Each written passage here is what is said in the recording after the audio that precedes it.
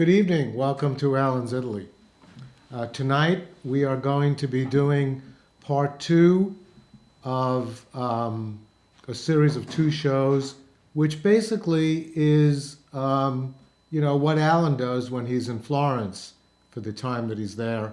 And last week I took you on a tour of my favorite piazzas, and actually 19 piazzas. So some of them were my favorites, some of them weren't quite, but that was the first part.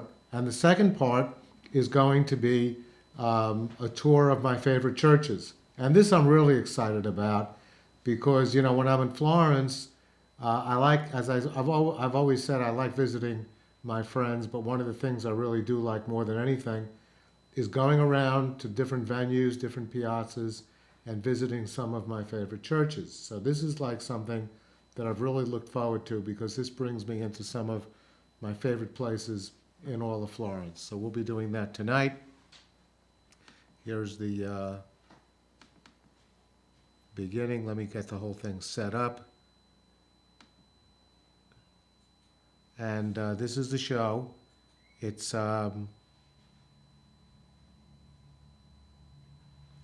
okay, well, that bottom part didn't go away again. This happens occasionally.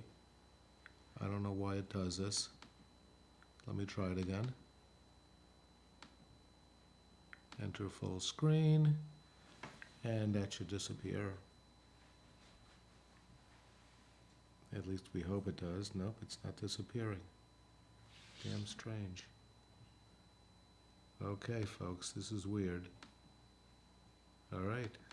I don't know what's going on.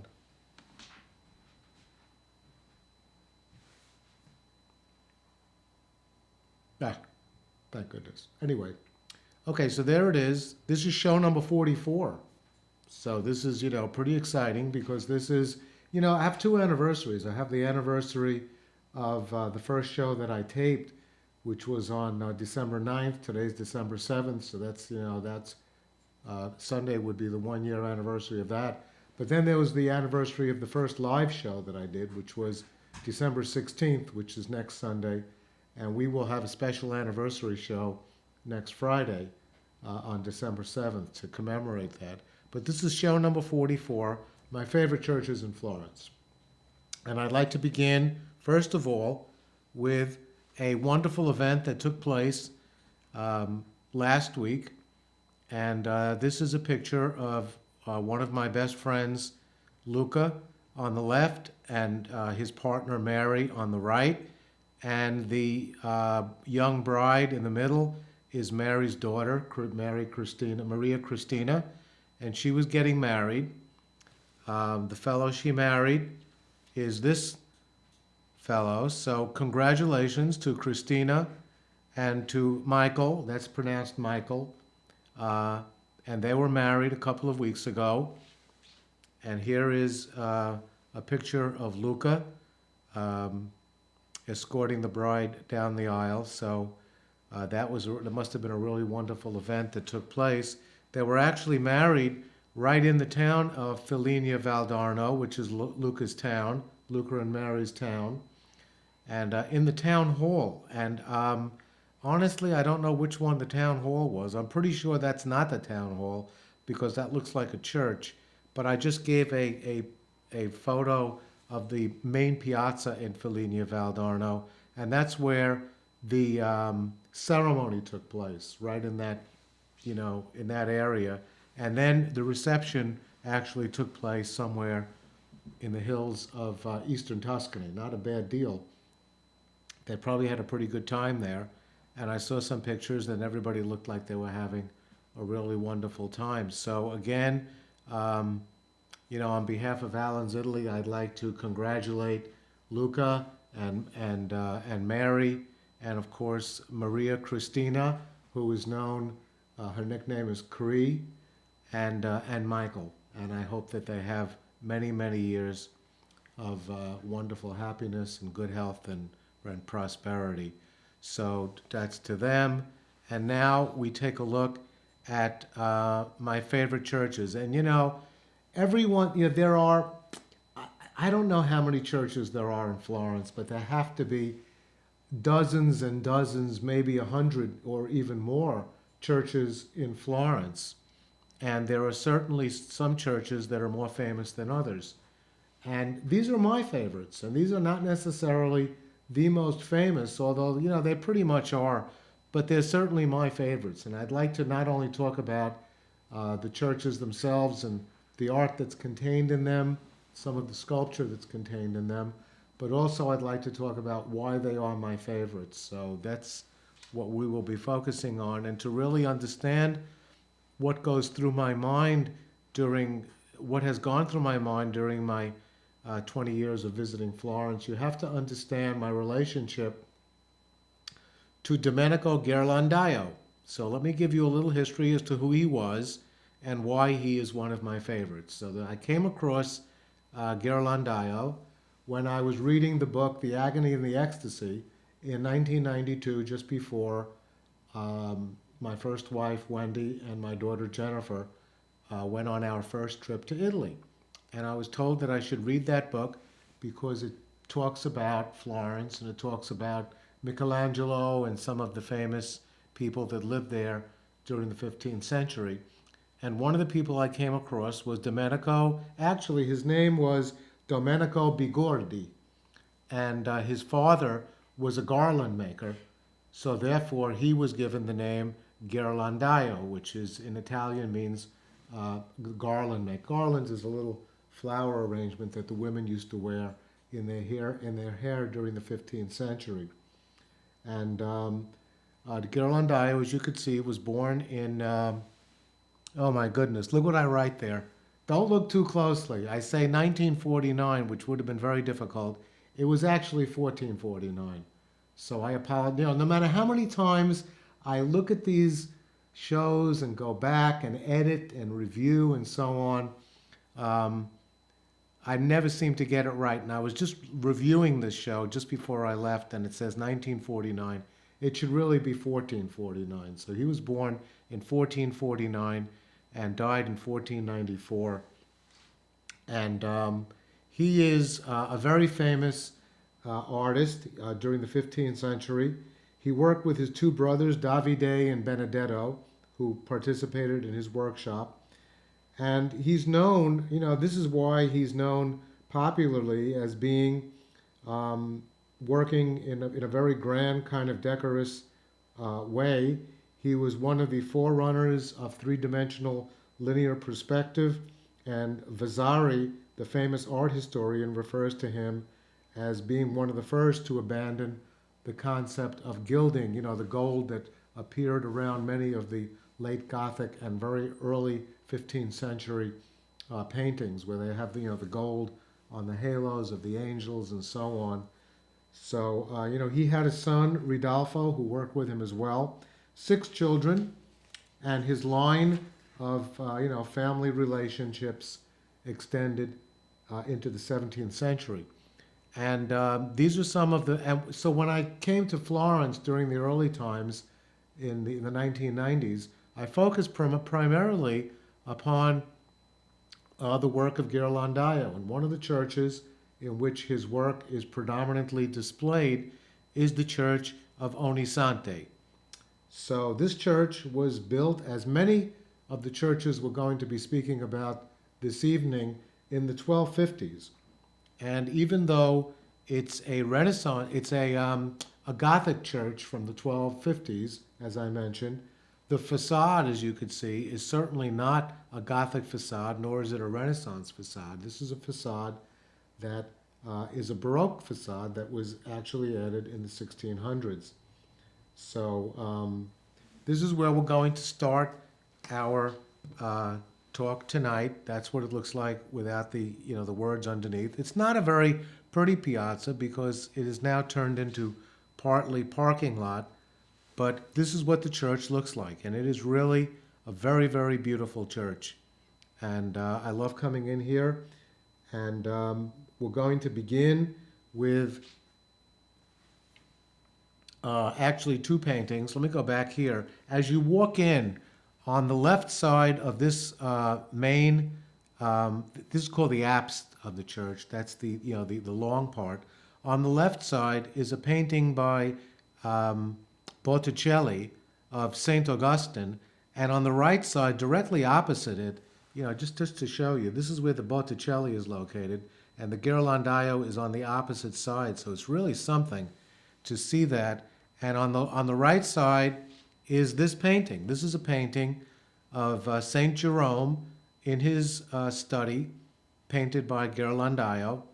And on the opposite wall, directly opposite, and this is a beautiful painting, and on the opposite wall is the painting by Botticelli of St. Augustine. So this, you have opposite each other right here, and it's really quite an amazing thing.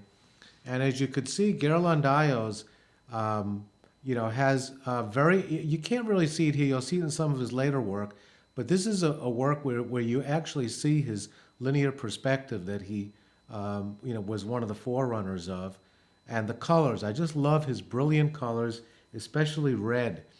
And, I just think this is a very beautiful painting. And one of the reasons I come into the church is to see these two paintings opposite each other.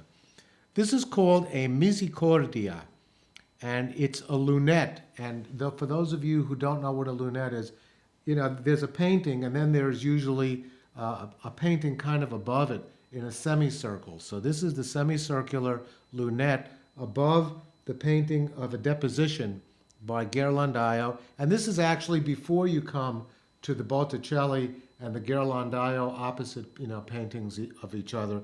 This is as you just come into the church. On the right side, there's a painting of a deposition, which is, Christ being removed from the cross. And then right above it is this painting of the Vespucci family. Now, the Church of Ognissanti was the family church of the Vespucci family, and their first chapel is this chapel on the right side, and Ghirlandaio painted this for them, and this is their whole family. These are various family members in the actual painting, and it's the Misericordia is a painting which kind of shows the Virgin Mary in her mercy, kind of, holding her arms and in protective embrace over the people underneath her. So I like this very much. But the main reason I like it is because of this tiny little boy that is in the painting. And this is a painting of the very famous explorer during the mostly 16th century, Amerigo Vespucci. Okay, and he, of course, is known as being the person who was one of the first explorers to visit the New World. His explorations really, I don't think, touched upon the United States, as, for example, Verrazzano did, but his voyages went to South America. Nonetheless, the Western Hemisphere is named in his honor, Amerigo Vespucci. This is how he looked as a boy when he was still, part of the he was always part of the Vespucci family, but that's when he was a boy. This is when he became more famous, and they began to, paint these grandiose images of him. And this is what he looked like in later life. And once I was in this church, and I was admiring the work by Ghirlandaio, and I happened to begin speaking with a nun. And she came up to me and said, "You like Ghirlandaio?" And I said, "I love him, and I would love to see the refectory, which is where the monks used to have dinner. It's really a dining hall, where there's a magnificent painting by Ghirlandaio. It's a Last Supper. It's one of his Last Suppers. There's other Last Suppers by him as well." And I said, "Yeah, I'd love to go see it, but it's closed today." So she said, "Well, I'll take you in, because she has access. Would you like to go see it?" And I said, "I'm overwhelmed. Thank you very much. Please take me in." And I went in with her. And just before that, as we're walking there, we went in not through the front. There's a front entrance. The church has an entrance, and then around the side is an entrance to the refectory, and that's where the Ghirlandaio painting is, right next to the cloister. And so she said, "I'm taking you in through the back way." As we were passing that way, she turned to me and said, "Do you know where Botticelli is buried?"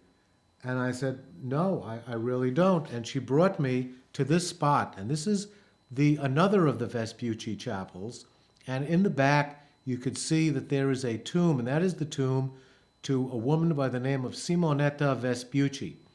And she reportedly was the lover of Botticelli, the secret lover, because she wasn't permitted to marry an artist. She was only permitted to marry noblemen. But they had an affair, apparently. And Botticelli is buried right over there. You could see that, what his tomb looks like, and it's pointing to this spot right over here.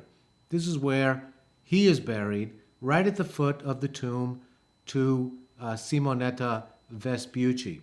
And she took me right to this spot, and that is the actual tomb of Botticelli. And I looked at it and I said, oh my God, I had no idea that this is where it was. And she was very pleased. And then she brought me in to the refectory, where I observed one of the really great paintings that I have ever seen in my life. This is a Ghirlandiao Last Supper, Cenacolo, as it is known, and it's really, really amazing. There's some, first of all, you could really see his mastery of linear perspective, because the depth and the three-dimensional space that is exhibited there is truly magnificent. And you could see the landscape in the back with the birds and the trees. And this is really a very, very beautiful painting. And whenever I'm in Florence and I visit the Church of Ognissanti, I come here for this. And you could see in the, there are some interesting features here. This is different from Da Vinci's Last Supper. Da Vinci's, he pairs not pairs, but groups everybody off in groups of three. But here you see Jesus right in the middle, and the person who's sort of leaning on him in a very tender, kind of sad way is James. But the fellow in the front is, I'll give you 5 seconds to figure out who that is. And of the 12 disciples, that, of course, is the disciple Judas, who is the man who betrayed Jesus. So he's kind of, away from the group right there in the front. So this is one of my favorite paintings and one of the main reasons I love that church. And now we come to my second favorite church. This is Santa Trinita, which was first begun in the year 1094, and it was built during the years 1258. It actually was consecrated sometime between 1258 and 1280. They're not totally sure of exactly what it was. But again, the facade is not a Renaissance facade or a Baroque facade. This is, again, a later facade that was added in the 16th century. So another Baroque facade. And this is what the church looks like as you come down the piazza. And this is what it looks like inside. It's very, very beautiful, as you could see. And this is where I make a beeline for. This is the church. This is the Sassetti Chapel. And the Sassetti Chapel was, the patron of this chapel is a fellow named Francesco Sassetti, who lived between 1421 and 1490. And this particular chapel was dedicated in the year 1480. And it shows contemporary views of Florence. And, it's 3 walls, and it's really dedicated to the life of St. Francis. And the wall that I like the most is that wall you see right in the middle. And at the very top is a painting called The Confirmation of the Rule. And the second one, right in the middle there, right over here, is St. Francis performing the miracle of saving a young boy. We'll examine these more closely in a few minutes. And then right at the bottom here is an adoration of the shepherds. So I'd like to talk about each of those 3, starting with the one on the top.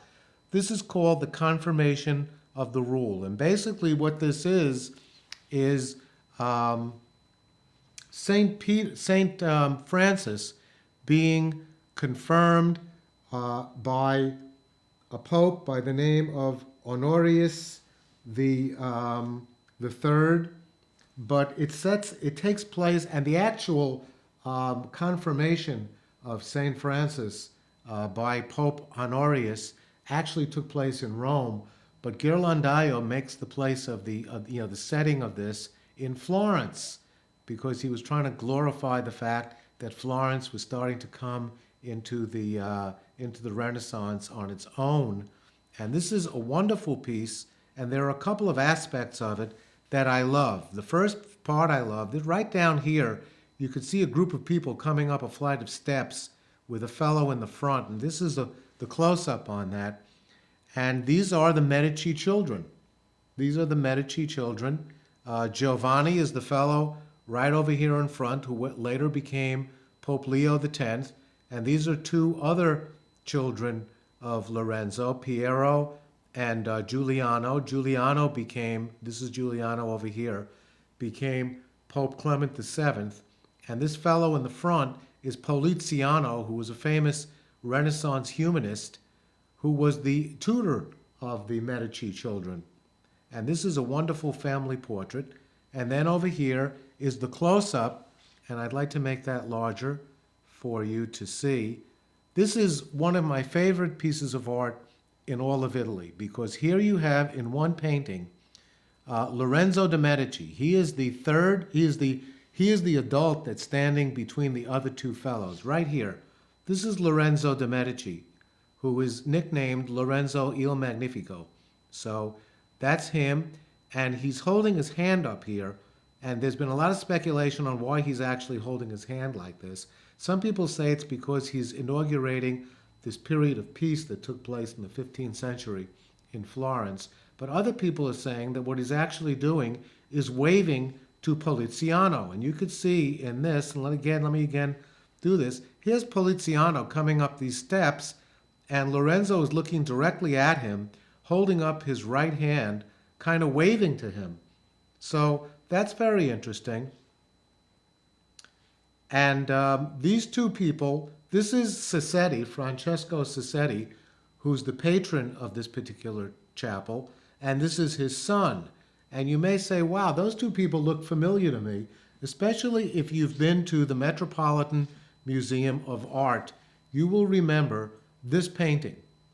And this is one of my favorite paintings in the Met, and this is a painting of Francesco Sassetti. That's the adult, kind of looking down with his eyes kind of semi-closed, and that's his son looking up at him with great admiration. And this is one of my favorite paintings in the Met, and these are the two people depicted in this same fresco by Ghirlandaio. So again, he does them again, and this is what appears in the Met. And there's actually another painting which I didn't include in this because I wanted to do Ghirlandaio at another time as well and focus even more, in more detail on Ghirlandaio's paintings, but of Francesco Sassetti's daughter. There's a picture of a painting of a young woman right in that same area. You may remember it, and that's Francesco Sassetti's daughter. So that is, now this is my third piece of that chapel that I just love. This is the Adoration of the Shepherds. And again, you can see it's a beautiful piece with beautiful linear perspective and also beautiful colors. And the fellow on the right side pointing to the baby Jesus is none other than Ghirlandaio himself. This is the fellow holding up his right hand in front of him. And here's a close-up on that. First of all, you can see the beautiful scenery in the background with the donkey, And this is the self-portrait of Ghirlandaio. And you could see that he was a very good-looking man, and he holds up his right hand. And what he's doing is, he's showing off that he was the artist of this painting, because he's showing off his right hand. His right hand is the hand that he used to do the painting.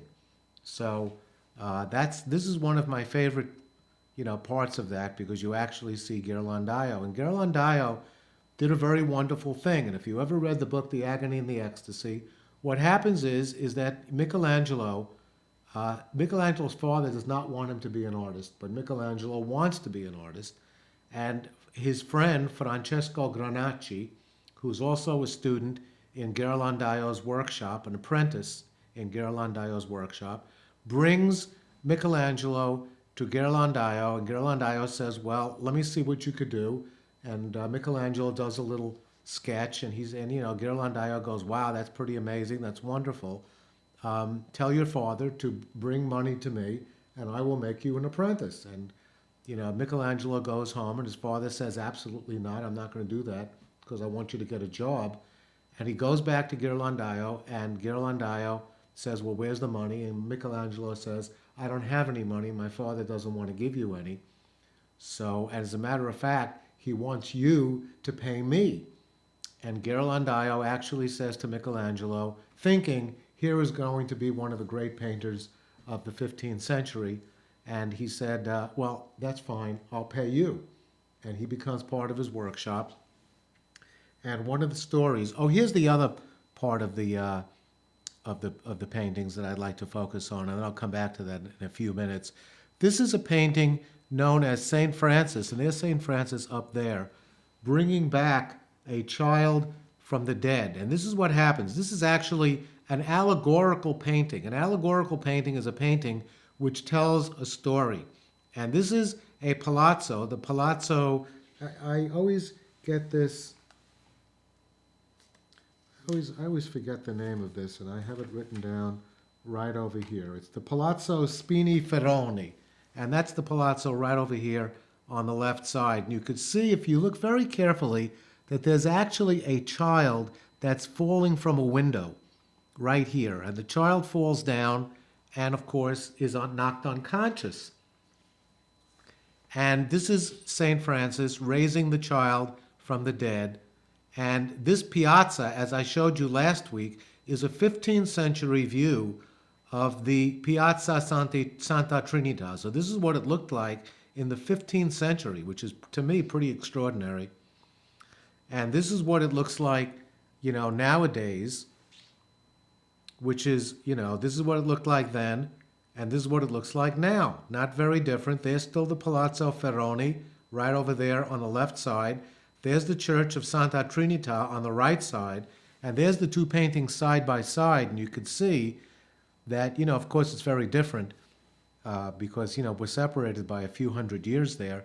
But this is what the piazza looks like. So Ghirlandaio actually did a lot of contemporary paintings of Florence during the 15th century. This is a close-up of the child being raised from the dead, and there's the palazzo on the left side where the child. And here's you could see actually a close-up of the child falling down from the windows right over there.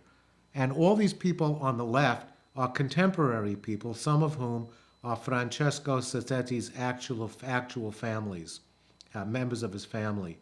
So you could see these are all the contemporaries in the 15th century. I just love that. Our only chance to see portraits of people who lived at that time. My third favorite church is the Church of Santa Maria Novella, which was started in the 9th century and was, there was actually a church there in the 9th century, and it was started in the year 1246 and finished in the year 1360, and was consecrated in the year 1420. And the facade, again, is not the facade that was there originally, because there was no facade. This is a peculiarity of Renaissance churches, is that even though the churches are built pretty magnificently, the facades are not done till later. So Leon Battista Alberti did the facade between the years 1456 and 1470.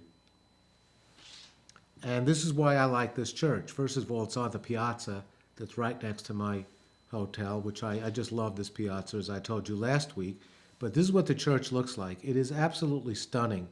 It's a magnificent church, and you can see two of the reasons I love this church right there, although it's not obvious.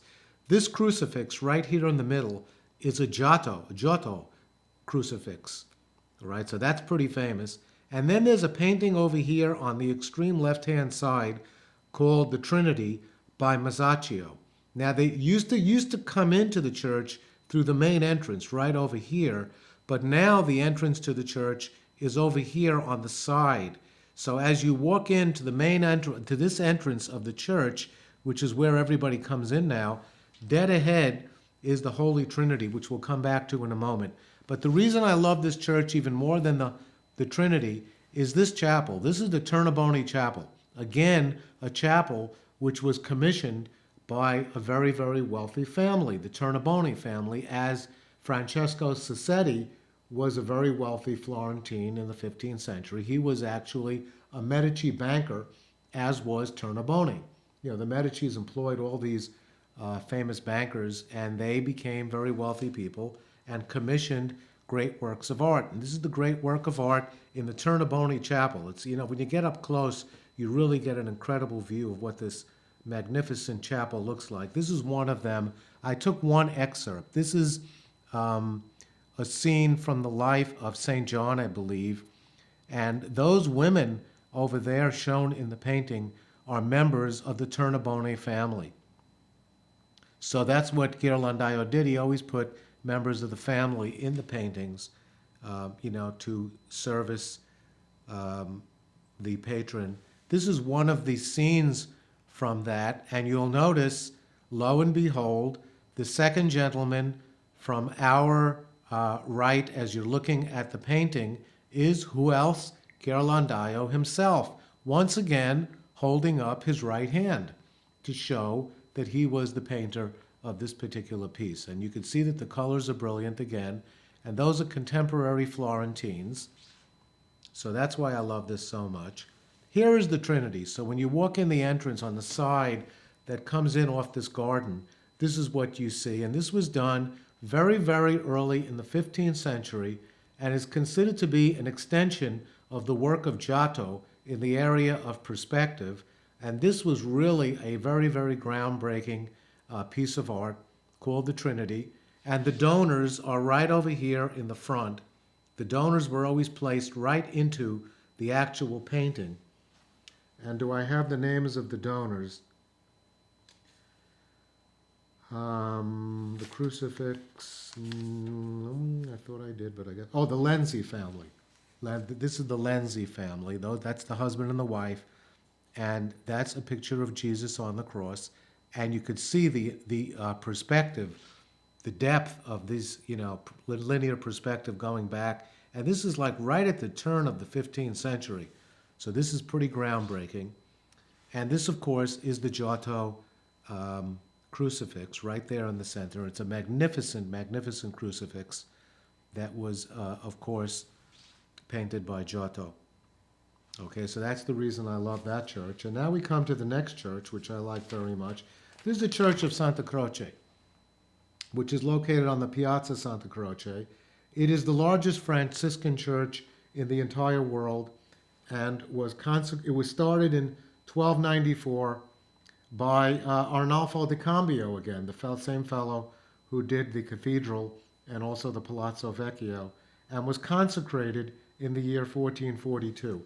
And the reason that this is known by most people is that inside the church, and there is the church, and you could see that it is absolutely huge and beautiful.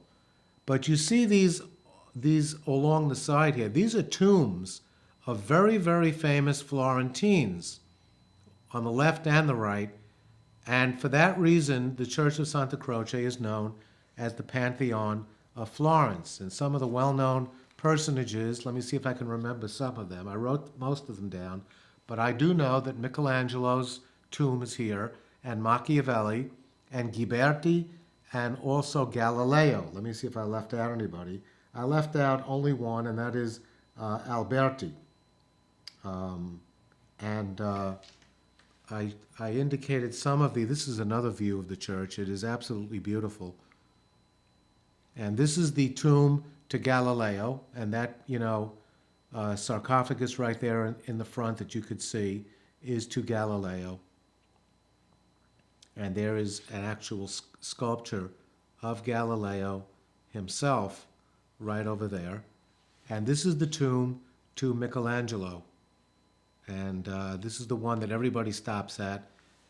And this is actually the one of the sculptures that appears in the Medici Chapel. And there is the tomb for Michelangelo. And, you know, even though he's gone, standing in front of that is really an amazing experience. So, you know, I just love going into this church. Now, at the top of the church, there's a Jewish star. And there's been a lot of speculation as to why there's a Jewish star at the, you know, right on the facade of the church, outside of it.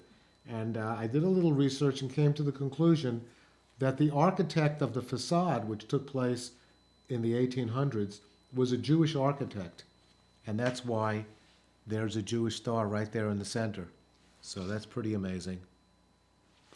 Another reason I like this church is because of that chapel. That's a Brunelleschi chapel, which was sponsored by the Pazzi family, and for that reason, it's known as the Pazzi Chapel, and it's really beautiful.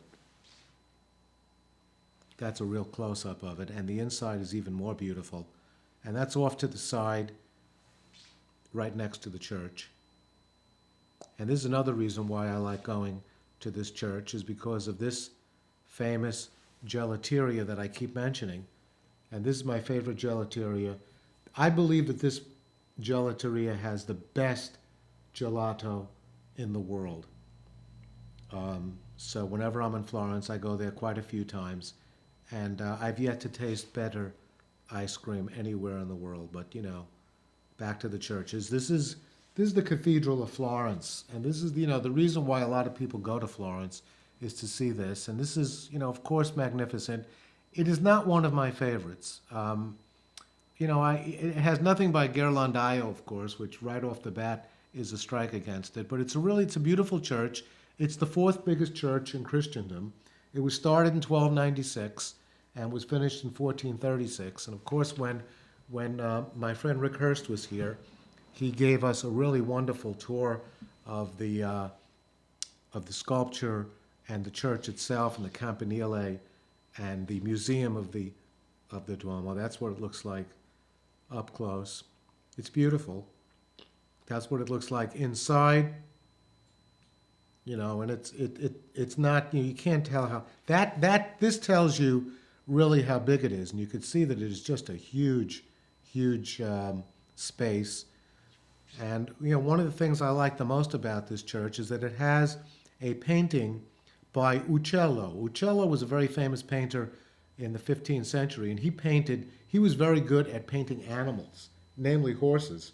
And this is one of his horses. This is the condottiere John Hawkwood. John Hawkwood was British, but was hired by the Florentines as, you know, condottieri were kind of mercenaries who gave their services to various places for a fee of money, of course. And he did some wonderful things and was given a portrait in the church. And this was by Uccello, and is a very, very famous dedication to John Hawkwood. This is a photograph that Laura took showing you what the architecture looks like. And you know, it's truly amazing. There's a detail of the outside of the facade of the church. And you know, Rick went through this with us a few weeks ago. And of course, there is the campanile, which was designed by Giotto, and there is the dome that was designed by Brunelleschi. Okay, this is another church that I like very much. This is the Church of San Lorenzo, and this was another Brunelleschi church whose facade was left. Actually, Michelangelo was supposed to do the facade, but never actually did it. This is a facade that was never completed, so it's, you know, that's what a facade looks like with nothing on it. And this is, of course, another beautiful interior, and this is a pure Renaissance church. You know, it's very symmetrical, as you could see. The main apse is flanked by two smaller corridors, perfectly symmetrical. The columns are perfectly symmetrical, and it's really a beautiful church. But one of the reasons I like the church is that the chapel next to it, which is known as the Medici Chapel, it's really the new sacristy. There was an old sacristy where many members of the Medici family were buried from the 14th and early 15th century, and they wanted to create a chapel for Lorenzo il Magnifico and also his assassinated brother Giuliano, and this was what was created for them. And this was sculpted, this was designed by Michelangelo, and the sculpture in here is also by Michelangelo. And this tomb over here On the right side is the tomb to Lorenzo, and I think Giuliano is also in there as well. So Lorenzo de' Medici is buried right there. This is a close-up of one of the sculptures that Michelangelo did, and you could see it's, purely Michelangelo with the musculature and the kind of brooding figure. Another feature of the Church of San Lorenzo is the Laurentian Library, and this was also designed by Michelangelo, and you can see the steps are magnificent, and the library itself is magnificent.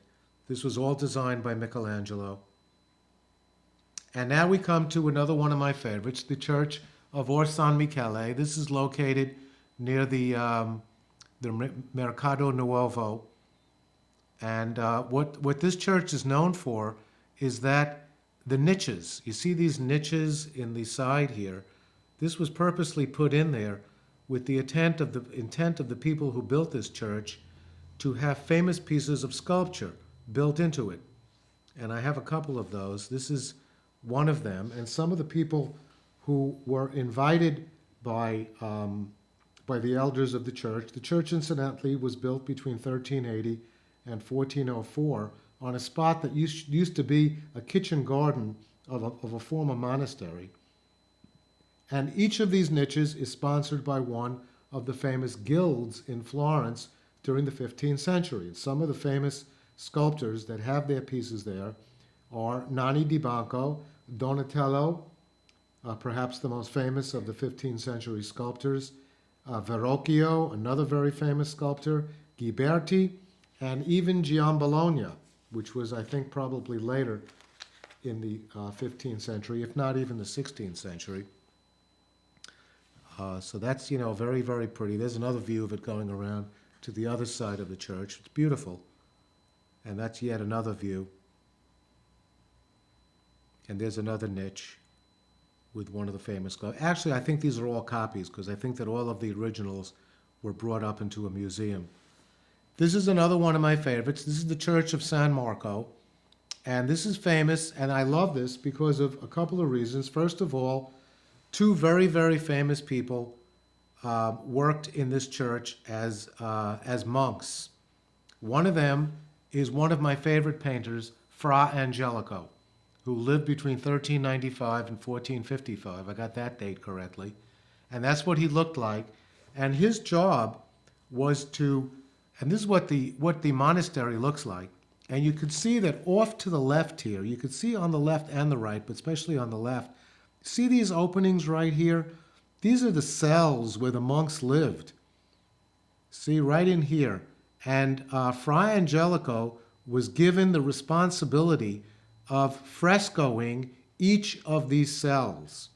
And he did so with loving care of scenes from the Bible.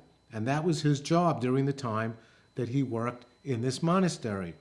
This is my favorite piece, and this is not actually in one of the cells. See this piece right here? This is one of Fra Angelico's Annunciations. And this is steps that you come up. So you come up these steps, and the very first thing you see as you walk in is this painting, which in my opinion is one of my top 10. This is an Annunciation. An Annunciation is a painting in which an angel comes down from heaven to tell Mary that she is going to be the mother of the Son of God. And that's the events that take place at that particular moment. And this is just a magnificent piece. First of all, you could see Fra Angelico's mastery of linear perspective in the mid-15th century. And the colors that he uses for the angel's wings are really magnificent. You can see that purple and green and gold. And you could also see the blue of Mary's dress.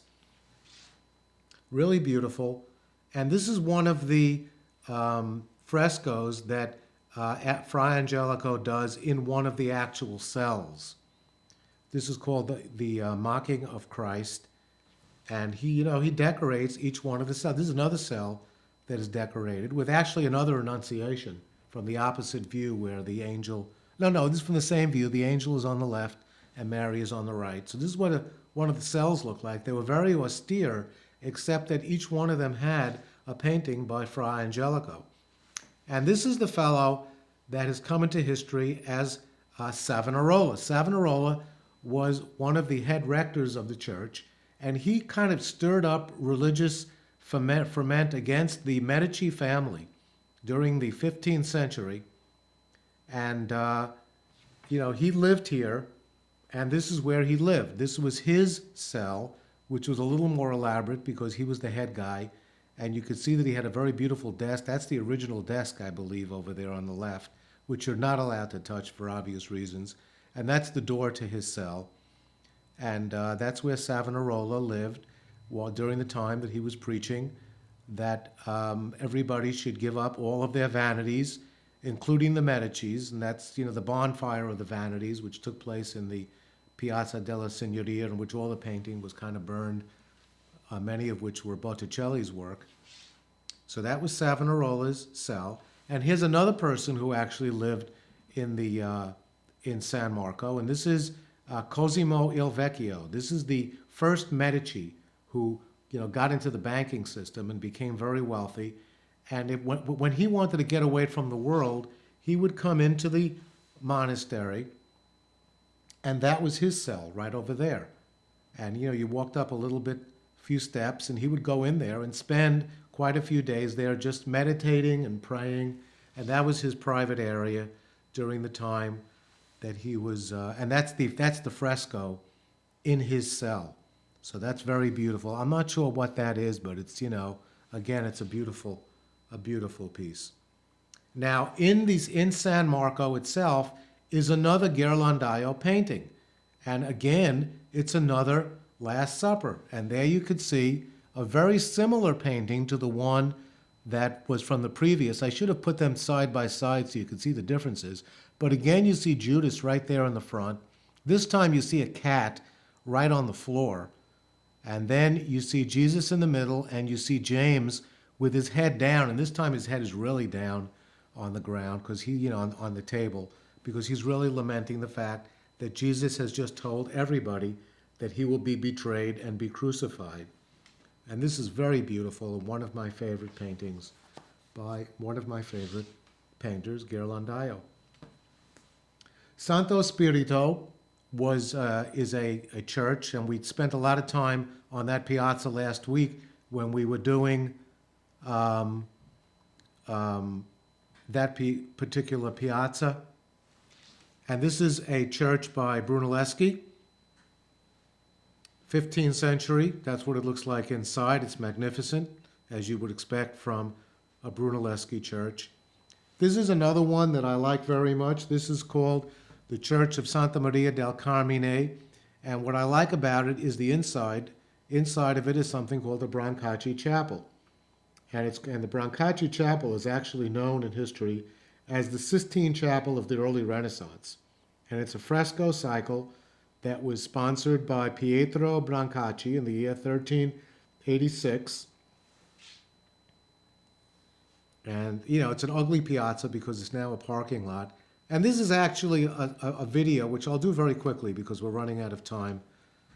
I'll do this very quickly. And you don't have to do the voiceover on this. I'll just talk about it a little bit, okay? So let's just show the video, and I'll talk about it. I'm giving a little oration here, but I could tell you what's going on. Right behind me are the frescoes that were done by Massacio, Mazzolino, and Filippino Lippi. And this was very, very groundbreaking in terms of frescoes in the early 15th century. And Laura's now going to show you a close-up using the video of some of these famous works of art by Massacio. And he shows a lot of linear perspective, as you could see, in many contemporary. I think this is the life of St. Peter, because there's St. Peter being crucified upside down. And there's like other views of famous scenes in Florence at that time. So this was sort of illegal for us to do this, but Laura did it anyway, and that was pretty. This is another view. This is the tribute money, I believe. And that's St. Peter over there on the right. And that's another view. And this is all contemporary Florence. So I'd like to come back to this when we talk about Florence in the 15th century later on, a few months from now. And that's another view of it. And I believe that's my last church. So this is perfect timing. This is what I like about the church is the actual church has this beautiful organ with these beautiful chimes. And that brings us, there's one more, San Frediano in Cestello. I don't know much about this church except that from the balcony of my hotel at Croce di Malta, you could see the dome of this church. But other than that, it's not a very pretty, it's an unfinished facade, as you could see, with a parking lot in its piazza. And I showed you this video last week, so I won't show it again, but that's the waterfall. This is San Frediano in Cestello right here. And it's a very beautiful view of it from across the Arno River with the waterfall right there. Another church, I have another one in there, Church of San Firenze. Very, very quickly, it's right on one of my favorite piazzas, the Piazza San Firenze. This is it right on the side here. And I think that should bring us, the Church of Dante. I keep throwing in more and more, I guess, as the week went on. This was Dante's church, and it's indicated as such, Chiesa di Dante.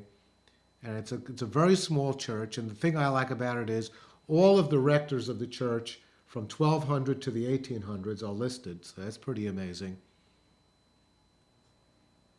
SS Annunziata, I forgot about that one as well. We did this one last week. San Miniato al Monte. See, now I'm just going quickly. This is located just to the south of Florence.